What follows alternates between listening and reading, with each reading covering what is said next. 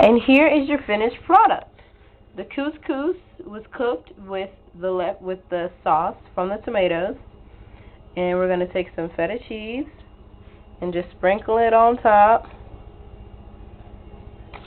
And I don't have any olives, but it should be just as good without any olives also. There's the cheese, and let's get that fork and taste it. Mmm.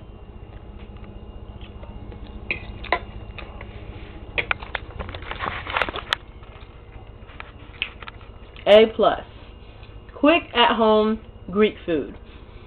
I'm going to put on the side some cooking times that you can use if you decide to make these dishes on the stove top.